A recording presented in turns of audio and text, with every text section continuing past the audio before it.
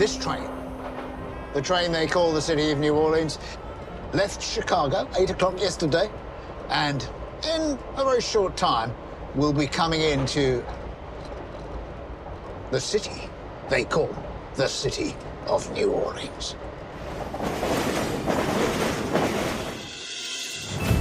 The Great American South.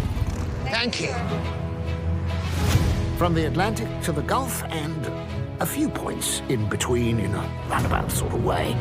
Come with me, exploring its rich, its wondrous, and, let's face it, its sometimes troubled history.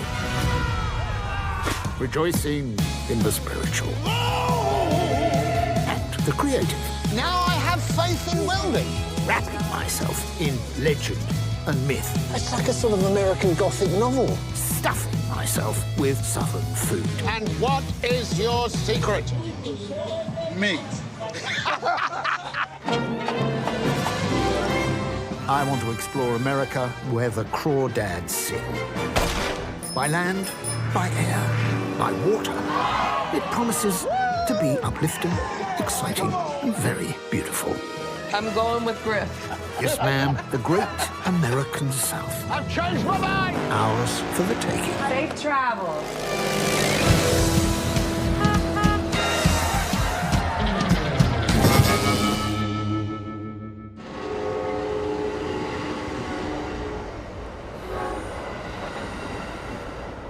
I'm heading now as south can be, really, and we're crossing into Louisiana. And even the name of the state takes you back to colonial times because it's named for a French king. This train began running here in the 1940s. It's been scheduled every day since, leaving Chicago in the evening and arriving in the afternoon on the following day to the place nicknamed the City That Care for God. New Orleans, a place with such a convoluted history, it's a positive gumbo of cultures. New Orleans sits in the middle of a gigantic swamp, the true Mississippi Delta. The land it sits on is only 2,000 years old because it was created by the silt of the river.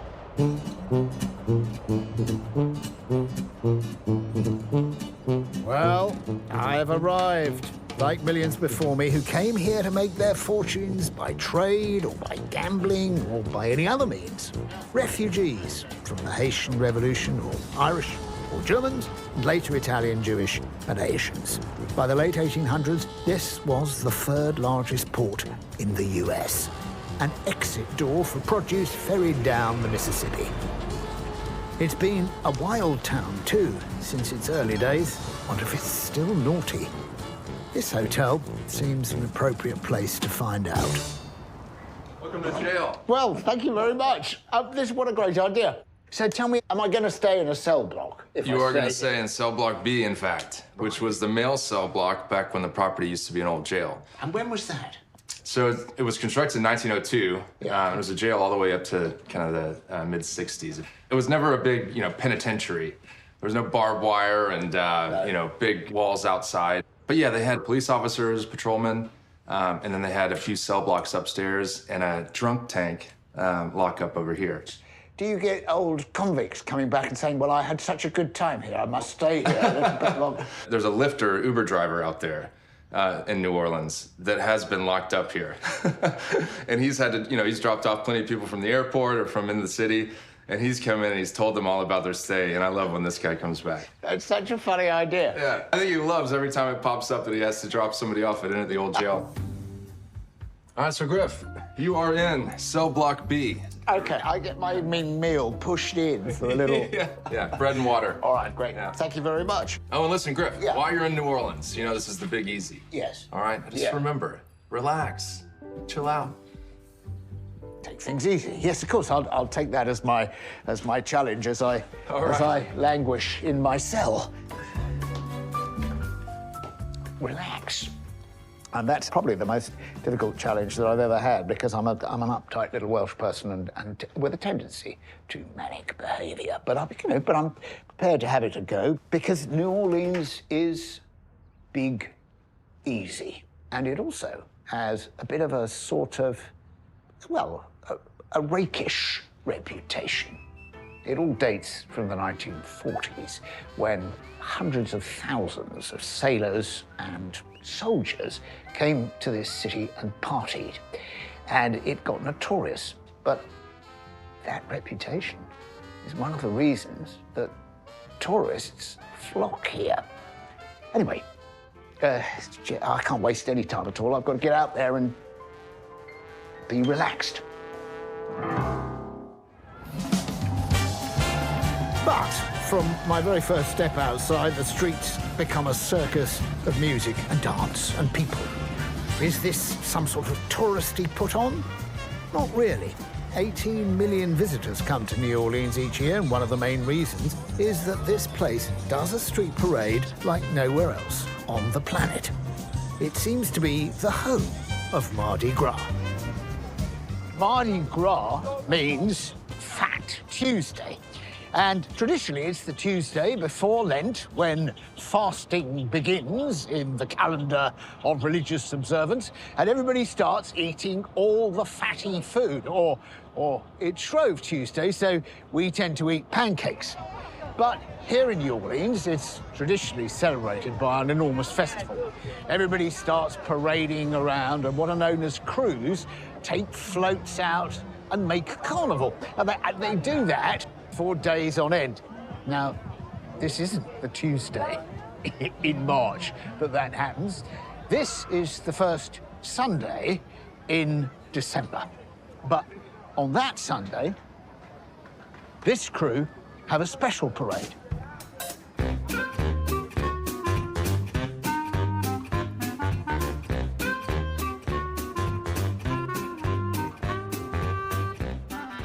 Renee? Yes, sir. Hello, I'm Griffs. Hey, man, how you doing? Nice to meet you, I'm man. very pleased to meet you. You're looking magnificent. Oh, man, thank you. Appreciate it. Really good. So all your crew, is this your crew here? Yeah, this is Dumaine Street Gang. Yeah? Social and Pleasure Club. Why are you going out today?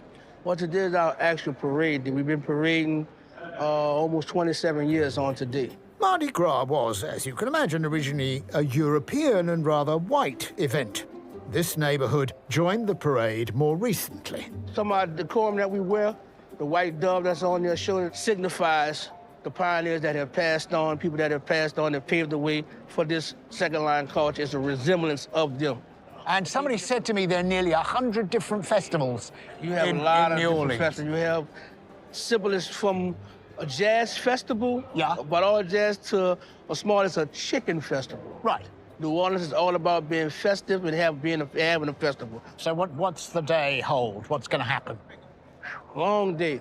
This will be the most exciting 4 hours that you could possibly ever witness or ever seen. And everybody's come out and have a good time.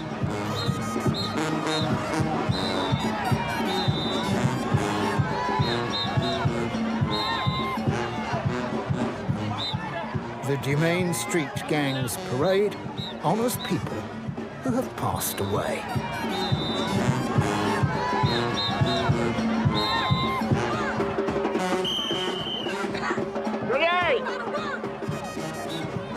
These so-called second-line parades began in black neighborhoods as funeral processions. But they borrowed heavily from the city's Mardi Gras celebrations and now are used for everything, from weddings to community gatherings.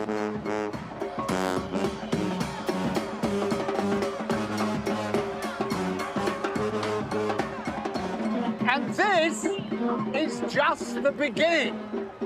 They've got a long way to go. This is no tourist jaunt. This parade will be a regular Sunday affair across months to come, with purpose and meaning, a bit like going to church.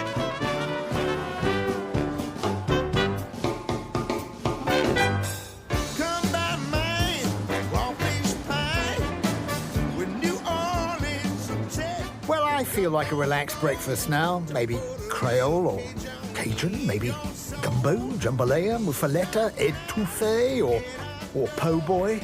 Just some of the choices in New Orleans, each with their own story. I'm on a streetcar now, and people use this. They're not just here for tourists. They're going down the main street.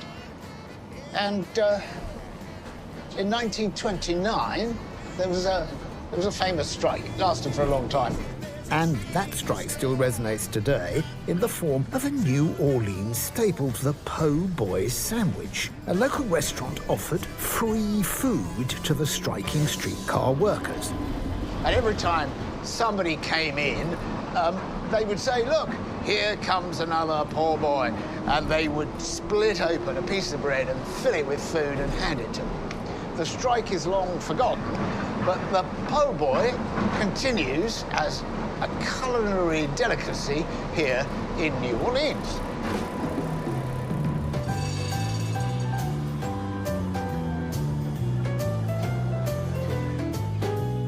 But search no more. I found what I'm after. Can you tell me, can I get a po' boy here? So you've got an alligator po' boy Alligator here? too, yeah. Oh, wow. I bet, I better try an alligator po'. I think I better... All right, let's try the alligator po'. All right, OK. And I can carry it out? Yeah, you can carry it All out. right, OK, and I can eat it as I go along. All right, All right. that suits me. Great, thank you very much. Thank you. Po' boy, originally, it was food for people who had no money at all. And they were filled with fried oysters because oysters were cheap. Now, my alligator po' boy is going to cost me a bit more, about $23.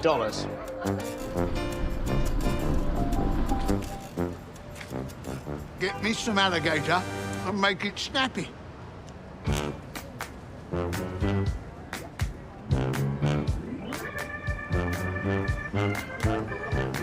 In truth, New Orleans is a pick and mix of culture. The state, of which it is the capital, originally stretched from the Mississippi mouth all the way to the Canadian borders. First, it was claimed as Spanish territory, then French, then Spanish, then French again. But this city had a key difference to other southern cities. It operated under French law, which meant that enslaved people here were allowed to earn their freedom. So, there is a distinct African influence as well, and you'll see this in the wonderful mix represented by the word Creole. Generally, many people think Creole is a racial mixture. It is not necessarily. Creole is a Portuguese word in origin that means native to this land. And it was used to differentiate people coming from Europe, coming into the New World, and being born here. So you could have two African parents, two Portuguese parents, two Spanish parents, and be born here and be a Creole person. It just meant that you were born here within a specific time frame. So if you were born in Louisiana prior to 1803, you're a Creole person. If you were born in Louisiana after 1803, you're a Creole descendant. Now, the year 1803 is significant. That was when Napoleon decided to sell Louisiana to the United States for $15 million in order to fund his European wars. But despite the sale, New Orleans maintains its French connection. But what's interesting for somebody who comes here is how the French idea has continued in New Orleans. I mean, the Americans arrived, 250 years ago, and it's been kept alive partly by those natives, those Creoles. Yes. France very actually did little for the development of the city. Spain developed New Orleans more than France did, but we are French loyalists. For the longest time, even I'm very young, I consider France to be the motherland for some That's extraordinary. reason. Kim is an amazing, passionate advocate for the idea of the identity of Creole people and the nature of New Orleans. This is a city that is not as laid back easygoing, fun-loving as some people might like it to be. It's got a complicated history, and a history in which people of colour and Creoles have played an enormous, inventive part.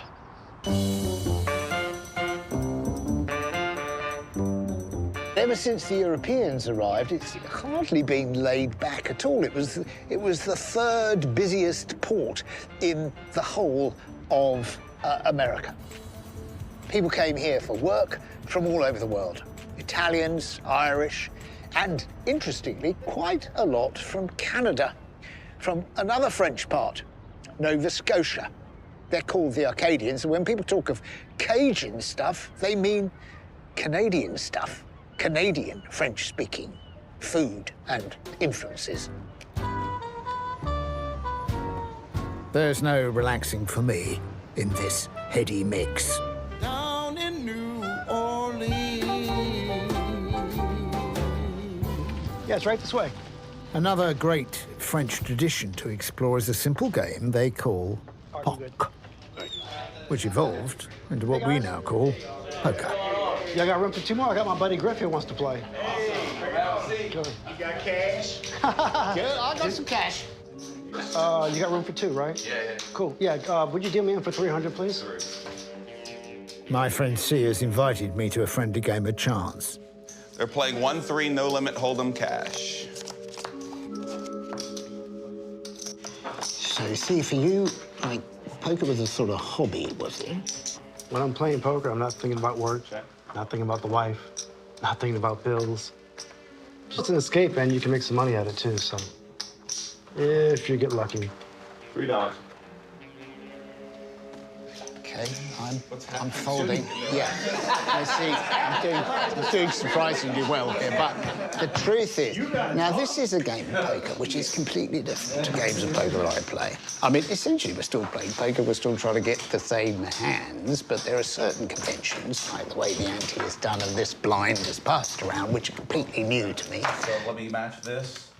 You guys, how often will you play poker? Once or twice a week. Up Yeah. to every day. Some people. Some people like it so much. Some people, professional, yeah. Yeah. C considers himself a semi-professional player. Last year, I made $17,000. That's probably not going to be a trend. It's going to go up and down from there, but last year was really good. Opening bets down, we begin. Yeah, I'll go 5. C's bought his A game, not giving anything away, Interesting. 15. 15. and I can tell he's got his eye on my pot of money. I'll race you whatever that is. I'm all in. Oh boy, here we go. He is all in, which means C stakes everything he has. He doesn't know what I have in my hand, and I have no idea what's in his. this is called, and now he's raising you for the rest, if you wish to continue. For the rest, already? Or maybe Already? maybe the That's filming crazy. budget. It's a moment of truth with the turn of the cards. Will I lose my shirt as well? I'd love to see what you have. Oh, yes, a hidden pair of kings wins me the day. Yeah, I called C's bluff and took home the pot. Yeah, but I go on to win 2 more hands. Wow, buddy, you killed it. Good job.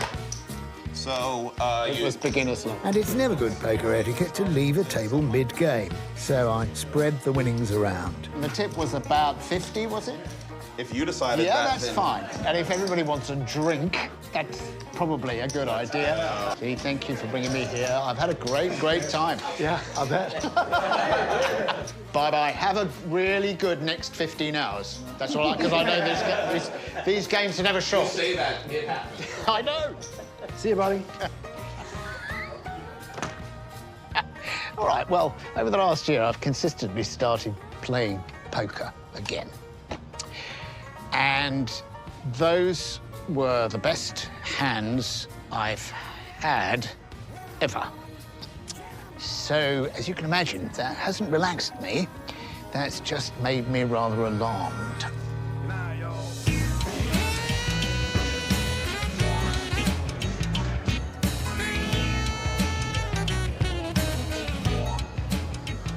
Bourbon Street. And just to emphasise the French influence here, engineer Adrien de Pouget laid out the streets of New Orleans in 1721. He chose one to carry the name of the French royal family ruling at the time, Rue Bourbon. It sits in the heart of the French Quarter, and they've been dancing in the street here just about ever since. We're experiencing a sort of rival cacophonies of noise competing for our attention as we walk our way down through the French Quarter at night. But the point is that this was Big Easy for jazz musicians originally. They called it Big Easy because it was a place where they could relax and play music, and it's the home of jazz. The foundation of everything we understand, from syncopated rhythm and blaring trumpets, was established right here in these clubs on these streets.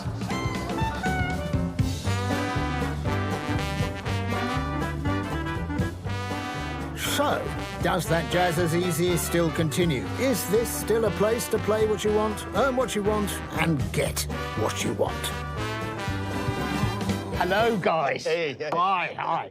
So now, you come from a tradition of Italian jazz players, do you? Correct. Yeah. My So tell me about that. Well, my grandfather, Papa Jack, had two boys, Frank and Freddie, and they ended up creating the Dukes of Dixieland, which was the #1 jazz band in the country. Played on Ed Sullivan 3 times. They were the first white group that ever played and toured with Louis Armstrong. I mean, Louis used to come to our house when I was kids. I've got pictures of all of us kids sitting on Louis's lap and things like that. When he came in, everybody was just a fun time. And it just, no pretensions whatsoever. They were just good friends. And I've been going around New Orleans trying to find out if it's true that Big Easy means laid back and sort of, you know, relaxed and cool. But the truth is, traditional jazz is quite an agitated music, isn't it?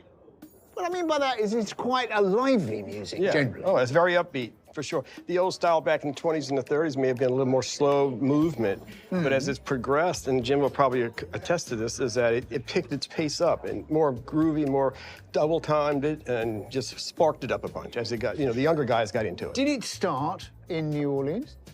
I think yes. I think that most historians will say that it started in New Orleans for one big reason. Right. New Orleans was a port city just after the turn of the century. Most important port city probably in the South.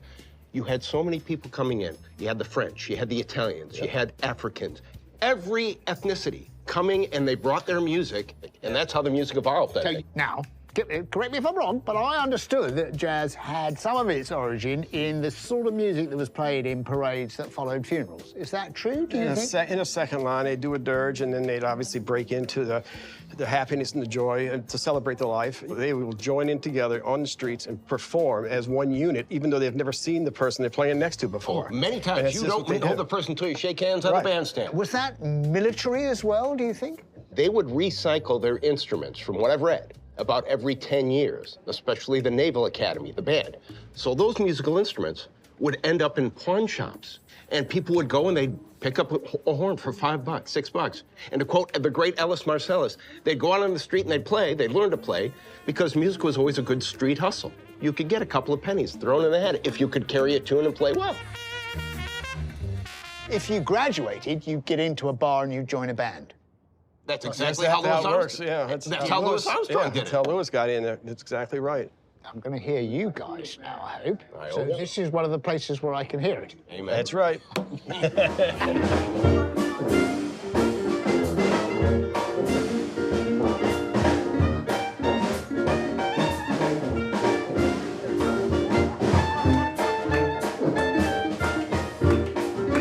Time to get my spats on, and where's my white hanky? I gotta get one of these. No. What are we doing?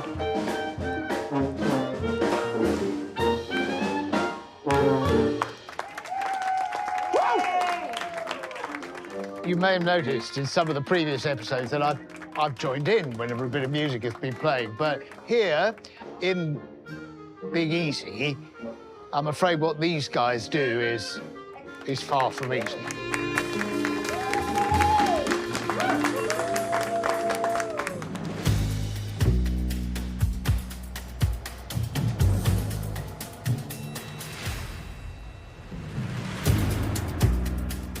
Well, it's pretty quiet now in the French Quarter, and I thought it never got quiet here, but it's night, and spirits are abroad.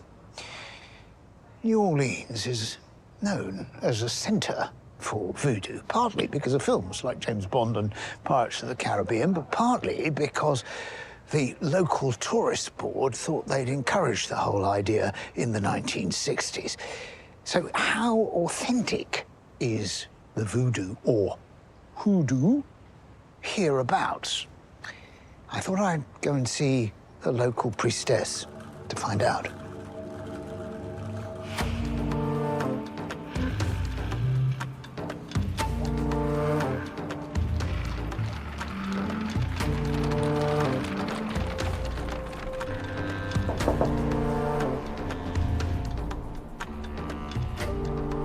Welcome, welcome. So, what brings you here? Well, I'm traveling through New Orleans, and I just thought there's so much. There are so many stories, there's so many films that feature voodoo in Louisiana, and I thought it was important to come and find out a little bit about it. Okay, a little bit more of the truth about it. Possibly, Instead yeah, of because I think James Bond movie stuff. Exactly. 00 voodoo. Yeah. So tell me, what sort of voodoo do you practice? Do so here? well? Yeah. So you've got New Orleans voodoo, and obviously that's a focal point for us. I'm from New Orleans, born and raised. But the path that voodoo took to get here, you start in Africa, and when the enslaved were taken to the New World, you have New Orleans becoming part of that story. They brought their traditions with them, clung on to those traditions to survive. For a while, it had to be a fairly secret. Very much. In this part of the world. The practice was masked behind the Catholic practice. The slaves were forced to practice Catholicism. So a slave master could come in and see Catholic imagery and representations. Looks like they were just practicing Catholicism, but they were really honoring their own spirits. We often associate voodoo with hexes and curses, but practitioners decide whether they administer white magic or black. Is that true about your following voodoo rituals in order to achieve things for yourself? Let's say you come to me like, I got a crappy boss and I want to hurt him. So we always say, well, you point the one finger out and how many are pointing back at you? More. So it's a boomerang. What you put out is going to come back to you. And that's us. That's not how everyone's going to practice. Somebody said, you know, they went to see a voodoo priest to see if the football team could do a little better. We did. We do that. We love the New Orleans Saints. No shame in our game, okay? I mean, I don't have a crisis, but if I were to say to you, what blessing could you give me? What help could you give me? Can we do something together? The first thing we really need to do is introduce you to the spirits, and then we're going to get a feel for what is going to best serve you this evening. So it all starts with us pouring libations and talking to spirit. Right. And that's what we're gonna do. Do I need to be naked for that, or just no? You get wait. Libations. Yes, he does. Libations sound like I need to have things poured over me, but what shall I do? I'll take my coat off. Yeah, just to please get comfortable. Yes, yeah. I think that's not a bad idea.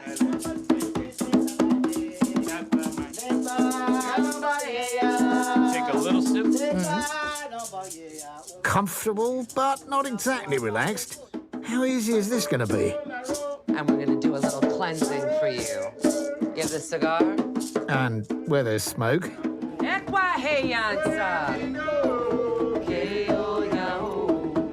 needs some fire. He needs passion. All right, you need to go through the fire.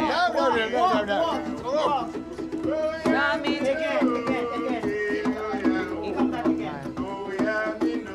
you gotta step through the fire. Step on it. Oh, no. Walk, it's okay. Walk. Yeah, this is definitely not a very soothing or relaxing experience. Hey, Mama Ocean. Hey, Mama Ocean. So, how do you feel? I feel good. A little bit damp, But I was just nervous that I might suddenly catch into flames. But no. But anyway, thank you very much. Bye, y'all. Bye-bye. Safe travels. All right, we got some more voodoo to do. Later, y'all. Well, I'm cleansed and reek of perfume and alcohol. Rather like one of those ladies of the night on Bourbon Street. Now, New Orleans is clearly an endless city of parades and parties for visitors. For those who live here, day in, day out, ever present is the very real threat that this is not an easy, natural environment, to put it mildly. My destination, the ocean, is about 30 miles in that direction. But sometimes the ocean is about 20 feet in that direction, because more than half of the city of New Orleans is actually below sea level. This can be a catastrophic problem when one of the regular big hurricanes hits home. In 2005, Hurricane Katrina tore through here. 80% of New Orleans was underwater, and this whole suburb was flattened. Charities like Rebuilding Together started rebuilding homes straight after the storm, and 25 years later, they're still at it. This is a strong spirit of community and something to appreciate. When Katrina came, the flooding control systems failed. Was yes, that the big engineering failure. Yeah. 200,000 homes flooded. Yeah. Can you say within an area around here there are still how many houses that people need work on? There's about 20,000 homes that are still blighted. From 20,000? Yeah, about 10% of the homes that flooded never came back. We have about 800 homeowners currently on our waiting list. Just with this house? Yeah. What are you retaining? Nothing. Or have you? Nothing. It's a complete... So you've started all over again? Yeah, so this is a very traditional New Orleans design. Yeah. And so essentially, we've just driven the piles 30 feet to the sand strata, which is essentially how to make sure that the foundation is solid. And we've tied the framing system directly into the piers. And are you reasonably confident that if the levees go or the pumps fail, this house, the water might even rise above this level? We're built a foot above the base flood elevation. Right. So essentially, we're building above when Katrina happened. Take me to meet Anthony. Right, so, yeah. The man taking possession of this house is Anthony. His original home was destroyed by Katrina, and he's been displaced ever since. Just storms, one after another, came through. Hurricane. The first one was the big one, was Katrina. Big one, yeah, Katrina. Oh, man. And the whole house was gone. Gone. The Katrina had took it completely out. It was really a hard time then. And then a few years later, I started trying to get some help. Somehow or another, they got me on board. I don't know what happened. They got me on board. They said, we'll build you a new house. I'm glad I stuck it out, because now look what I got. And this house is going to be secure against... This is where I'm going to be here until I go, till I leave this earth. Come high winds or weather or storms right, or whatever. Right, this is going to hold up. What's your favorite spot going to be? The porch, my real porch. This is where I'm going to be. It's nice and secluded, hid away. Yeah? Nobody know I'm nice and quiet. Yeah, and my sister lives next door. So I'm planning on cutting the gate in here. Yeah? So that she can just come on in, you know? Right. Yeah, yeah. I love meeting Anthony. What a great man, and what a great house. But it's another reason not to be too relaxed, isn't it? This can be quite an unsettling place. In Louisiana, you have to get a boat. It's a big part of belonging, and the best way to get out of New Orleans and into the bayou. And in the bayou, you sleep all day and the catfish play, according to Roy Orbison. It's the ultimate laid-back, easygoing hinterland of swampy Louisiana. Look at this. This is the largest body of water in Louisiana. It's called Lake Pontchartrain. This bridge is crazy. This bridge just goes on and on and on. It takes about 30 minutes to cross it. This is a great experience, though. It's got a sort of bailout point. So you get here, you go, I can't be bothered to cross any more of this bridge. I'm tired of it. I'm gonna turn around and go back. And there's one turn around and go back point. Halfway across what is the longest bridge over water in the entire world. It's almost 24 miles long. And an example of American can-do engineering, in as much as it probably cost the GDP of Belgium to build. There we are, coming to the end now. I feel like, you know, a pirate going, land ho! Anyway, we've made land. We're here. And it's here that I'm picking up my lift to get down to the bayou proper. The swamp world at the edge of America. I'm intrigued. I've no idea what the legendary place really feels like. Is this the South's Shangri-La? Crystal, hi. Hello. Here we are. Good hard push on the bow out. Copy. Griff, if you could just push that bow off. Yeah. Beautiful. Pull our fenders up. And we're off. These waters were formed by thousands of years of Mississippi River shifting its course, creating vast bodies of water like this.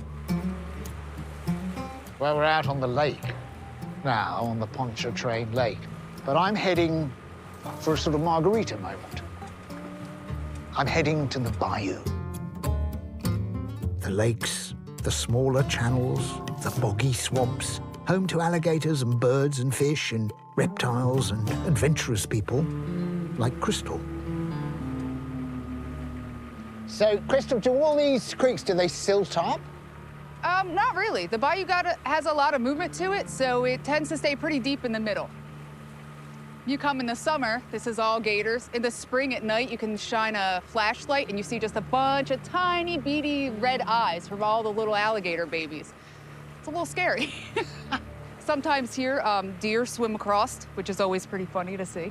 Right. You don't expect that with the gators. They're here now, they're just hiding because it's cold. We've got gators, turtles, lizards, snakes. But there are extensive lakes and bayous around here that you can just endlessly go to. There is a lot of... Get some... Hey, gator. There's a gator. Oh, yeah, look at him. That's a little guy. He's come out because That's it's rare to sunny. see in this temperature. He's to warm trying. up. You've been advertised to me as being a looper who's gone around and done an incredible journey by boat. Strangely enough, yeah. So we bought a boat like outside of Chicago and came all the way down the river system, popped out into the Gulf of Mexico, and then each summer, because it gets too hot here, we go from North Carolina up to Block Island, which is off the coast of Rhode Island. It's a beautiful place. And then when it starts to get cold, we come back down. So But it's you're beautiful. You get literally to... migrating like birds. Yeah.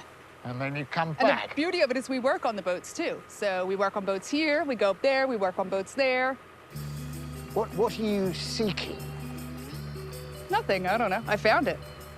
But you're like a nomad. Yeah. And quite a lot of time just at sea with nothing but the boat and David. Yeah. Yeah. They're sometimes called sleeping waters because they're slow moving. No fast rushing streams in here.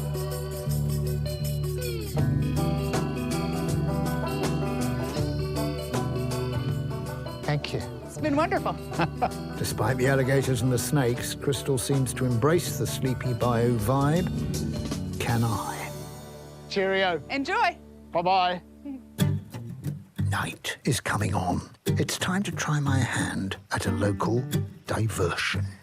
And what if an alligator comes you can't along? shoot an alligator. We don't Cannot shoot the alligator. All right, okay. That's not the season. Okay. How could you not love this?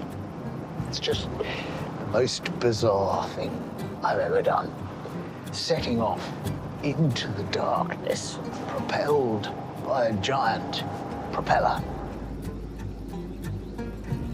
I'm going windy night fishing in shallow waters. We level off the odds by giving me a bow and arrow. But in this shallow swamp, first, we've got to employ our giant fan.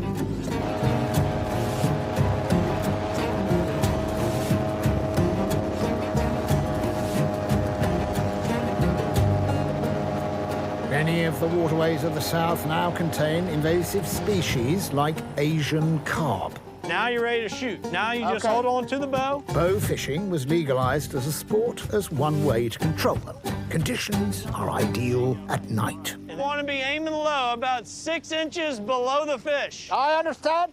All right, so Yes. now we're just cruising looking for them. Keep an eye out, keep an eye out. Front of the boat, front right. Keep an eye on the front right. Okay. There are fish swimming everywhere, swimming for their lives, but they're all small fish. All right, front left. Come over here, front left. Over here, over here. There he is. Oh! Oh, that's close. Not good enough. Okay. Not a bad shot. You saw it just a little high. Little high. I should have tried to go lower. Not a bad shot. One came off on the left. Ooh. Could be on either side.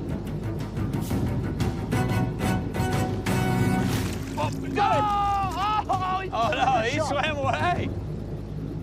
Keep an eye out up here. We're going to turn around. Make a little spin. This is like being in a fun fair where, despite the encouragement, On the right, on the right. Big catfish, shoot him. I actually have no chance of winning the fluffy toy. Oh, a little high. Came right at the boat. I think we have a combination of 3 things here. We have angling, archery, and incompetence. And the incompetence is definitely winning. Somehow, when I came along originally, I thought this was going to be like shooting fish in a barrel, but these fish will all live to breed or do whatever they do another day. Frankly, these fish would survive in a teacup with me firing at them. So I guess that's bow fishing for you. Just to say, no fish were harmed during the making of this program. Well, we stayed out all night. We've caught nothing. So decided to try and catch the dawn instead. We're going all the way down to get to the end. Can we actually get beyond the miles and miles of swamp, through the hearthland, the estuarine mix of Louisiana, to meet the whole sea and to look out at the Gulf ahead?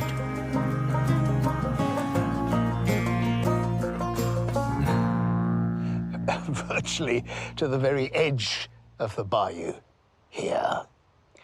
I've left New Orleans way behind me.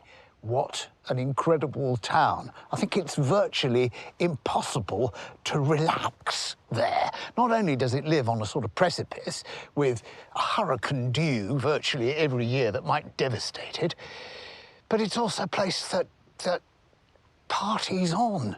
And it enjoys itself, there's no doubt about that, but you need to put a huge amount of commitment into staying up till 3 in the morning, playing music, or parading around the town. Here, I can finally relax.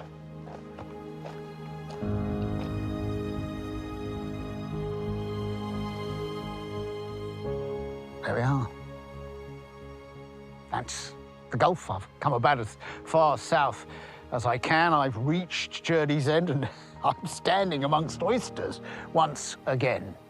A writer once commented that the north of America, the Yankees, like to think of themselves, certainly since the Civil War, as real America, and that everything in the south is a sort of aberration. But it seems to me, if you want to get to the heart of the United States, you have to come to the heart of Dixie. Because I've met incredible people, I've eaten wonderful food, I've heard extraordinary music, and I've enjoyed a lot of Southern charm. Bless your heart.